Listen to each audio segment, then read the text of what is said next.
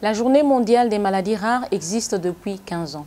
Elle a été instituée par l'Organisation européenne de maladies rares en 2008, dans le but de sensibiliser et d'attirer l'attention sur ces maladies rares et les maladies non diagnostiquées.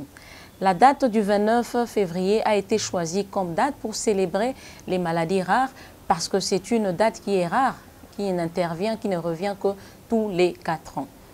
Actuellement, nous avons environ 7000 maladies rares.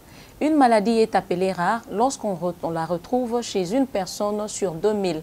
C'est une définition de l'Union européenne. Et selon les estimations actuelles, environ 6% de la population mondiale souffrirait de ces maladies rares. À l'échelle de la RDC, environ 6 millions de Congolais présenteraient ou souffriraient d'une maladie rare.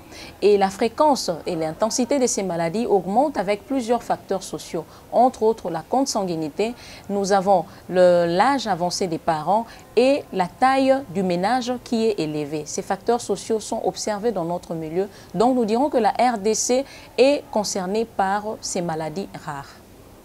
À ce jour, on sait que près de 80% des maladies rares sont des maladies génétiques, c'est-à-dire la cause est une anomalie dans l'ADN.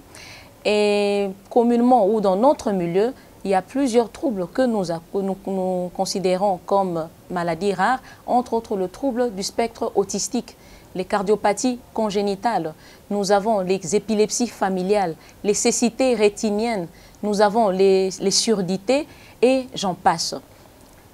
À ce jour, nous avons pu mettre au point certains syndromes dans notre milieu, entre autres le syndrome de l'X fragile. Le syndrome de l'X fragile, c'est une maladie rare qui touche généralement les garçons. Elle est caractérisée par un retard de langage et retards mentaux. Il y a un trouble hyperactif, donc l'enfant est tout le temps en mouvement. Il y a un déficit d'attention. Les parents recevront tout souvent les plaintes venant de l'école parce que l'enfant ne sait pas être attentif. Et plusieurs fois, ces troubles sont pris comme étant des troubles du spectre autistique. Donc, c'est mieux que les parents consultent à temps pour éviter qu'il y ait récurrence, ça veut dire avoir un autre enfant présentant la même maladie. En plus de ce trouble, nous avons ce que nous appelons le trouble des différenciations sexuelles. Les enfants qui naissent avec ce qu'on appelle communément l'ambiguïté sexuelle. Les parents ne savent pas dire, juste à l'observation des organes génitaux externes, si leur enfant est un garçon ou est une fille.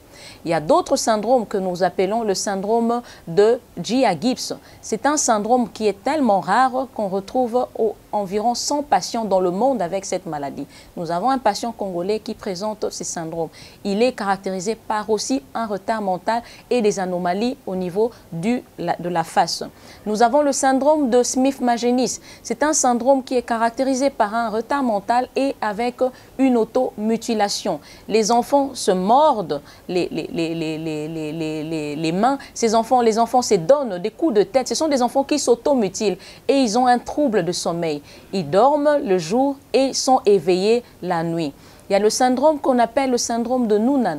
C'est un syndrome qui est caractérisé par une dysmorphie faciale, une apparence particulière avec une cardiopathie congénitale. Nous avons le syndrome de Sotos. Le syndrome de Sotos est rencontré généralement déjà à la naissance parce que l'enfant naît avec, le nouveau-né naît avec des paramètres anthropométriques élevés. Il y a une taille qui est au-delà du percentile 90, le poids qui est au-delà du percentile 90, la taille qui est le périmètre crânien qui est au-delà du percentile 90 avec d'autres manifestations physiques.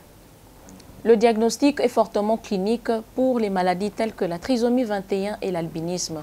Pour celles qui nécessitent un diagnostic beaucoup plus élaboré, comme le syndrome de Gibbs, le syndrome de Sotos, la capacité actuelle de notre laboratoire est limitée. Pour compenser cela, nous avons pu mettre en place des collaborations extérieures qui permettent d'offrir aux familles congolaises un accès aux mêmes méthodes de diagnostic que les Européens et les Américains. Nous avons créé des conditions pour que les familles congolaises démunies accèdent ou réalisent gratuitement ces analyses qui coûtent 9 000 $ aux États-Unis.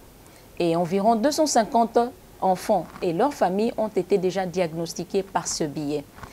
La prise en charge étant multidisciplinaire, nécessitant l'apport d'un neuropédiatre, d'un cardiologue, d'un chirurgien, nous avons un centre de recherche, un centre de référence de maladies rares qui nous permet de suivre les enfants qui présentent ces maladies rares. Nous invitons les parents qui présentent des enfants avec ces symptômes de consulter aux cliniques universitaires de Kinshasa le mercredi pour ce problème en vue de détecter tôt cette maladie et de prévenir d'autres problèmes dans la famille. Merci.